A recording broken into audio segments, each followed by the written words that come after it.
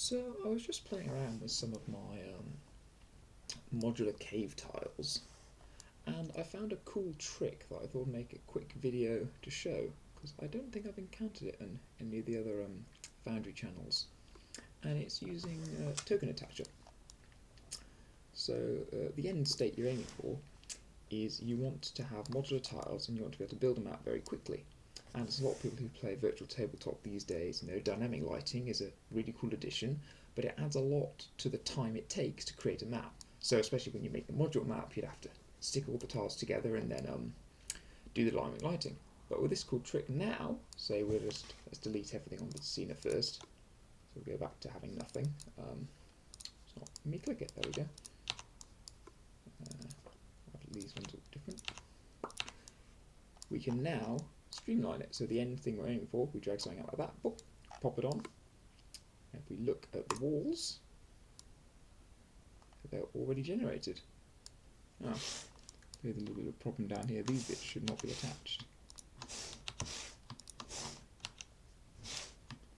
So I can actually, while explaining how I do it, I'll remedy this mistake that I made the first time. So the first step is I'm just going to create a token, which is going to be what the scene looks like. So I'll just create a whole new character. I'll call this one 2. I usually make them vehicles. It doesn't really matter what one you pick. I pick vehicles. It's got the least stats visible and it's the uncommon type. I'll put it in the file under dark tiles and just pick the picture. So go into my tiles folder and well, do it for this one. This looks quite a straightforward tile to add. Boom.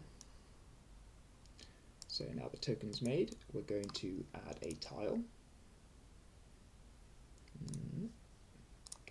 And we just put it in the tiles folder, so here it is. I've got them so currently they are already the right size, so I don't need to do any resizing. If you do have a tile that you're putting in that isn't already the right size, just adjust it when it's popped in until it's the size you want it to be. So now we've got this popped in, we're going to very quickly do the dynamic lighting. Now I'm often a bit of a stickler for this, but since it's not taking much, since for the video I'll do it a bit quicker. Only thing that really matters with dynamic lighting is make sure that the places where your module tile joins to other tiles, try to make them connect on corners. So for example here, I'm going to make it connect on the corner of this square, and I'm going to make this one connect on the corner of this square, and similarly up here. And then for the rest of it, you can just map it however. Obviously with this one, dynamic lighting is not important at all, but it should work for demonstration purposes.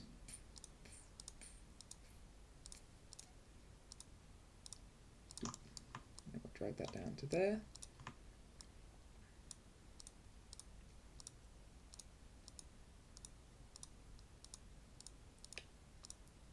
There we go, now we've got all that done. We combine all the things we've got. We've got the tile, we've got our token that looks like the tile. The token doesn't have to look like the tile actually, but the only reason I do it is so that the thumbnail matches. So what we do, we select a token, and this is where the modules come in. We're going to open up token attacher. If you don't know about token attacher, you can just Google Foundry token attacher and it'll find your module. And once you've installed it, you can open the attaching UI. It brings up this. And all we have to do is click this to select all the things we want to be part of this token. And even though we can't see the map layer, when we drag in this mode, it'll select everything on every layer, even the ones that aren't visible. So when we let go, it'll attach all to the token. I then just click this as well. Now, it always says it's already attached, but I like to do it just to be sure, make sure everything is connected. And then make sure you click the close attaching UI. And now, your things are attached to the token. Obviously when you move it, everything else will move slightly faster than the token because it thinks it's a token.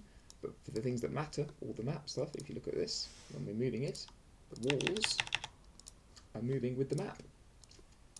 So now we got that, we go back to our little token thing. We go to the prototype token, which should be any token that comes when we drag this off. We'll head over to image, we've got the token selected. Oh, no, character. Position. Yes, in image, and we click assign token. So that means that whenever we use the token thing, we'll use this token. And when we assign token, the token it assigns will include all the attached. So now, even if we delete this, we delete everything we've made, we drag a new one in, boom, it's got all the walls. And so if you like using modular tiles and you want to go a little bit further, you can now start combining them together. Obviously, I only just started doing this, but if we take the two that I've already made, this is the one that I think I've attached some walls below. Oh no, I haven't. Yeah, it's working fine. Okay, so we just decide we want it to have a little bit of a slope downwards at the start. So we'll have that there, and then I'll connect to this one here. And then, well actually, the way I've got the wall set up, I'll have to have this one at the top, because this one is curved. There we go. I'll stick this one at the top. This one goes there. I'm not sure what just happened then. That was a bit of a problem. Obviously, it's not quite as fluid to move around because you're moving a token instead of a thing, but in terms of the end result, once they all are moved, boom, fully lit map, all connecting together. And that's the end of the first part of the video. So if you just want the stuff that it says in the tin, the stuff that the video is meant to be about, that'll be over here.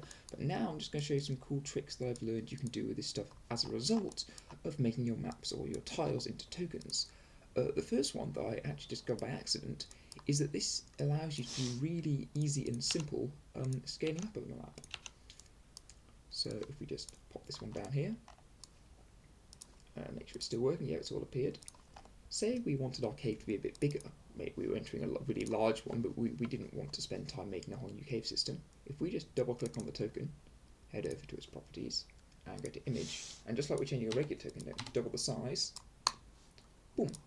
Not only does it double the token, it doubles the image you've attached, and it scales the walls as well.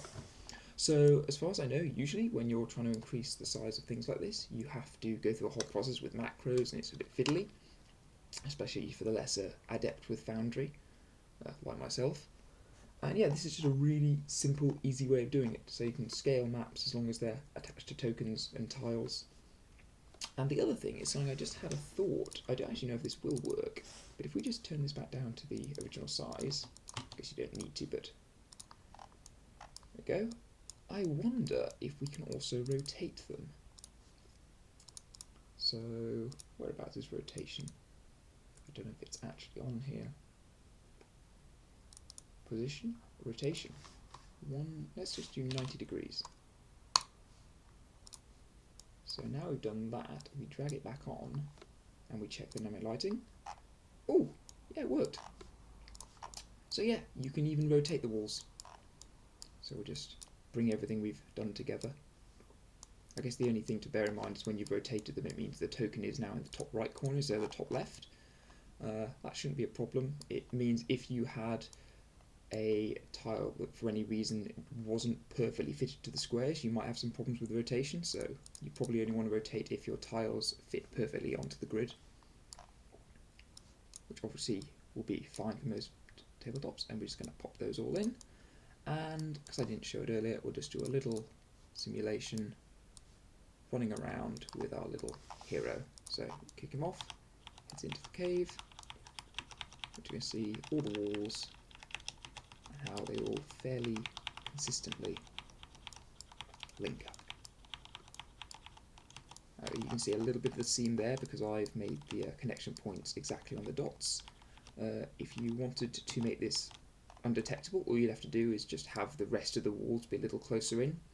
I quite like being able to see the gradient where the map intentionally fades to black rather than it be like a straight line, so I'm okay with these little indentations, but if you don't like them, just bring the walls in closer and it'll all blend together.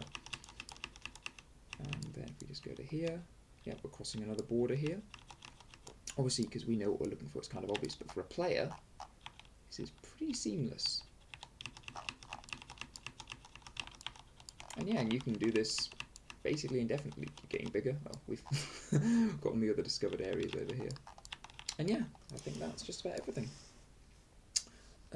Drop a like if you enjoyed, leave a comment if you have any questions or any other things on Foundry you'd like me to cover, and yeah, I'll see you guys next time.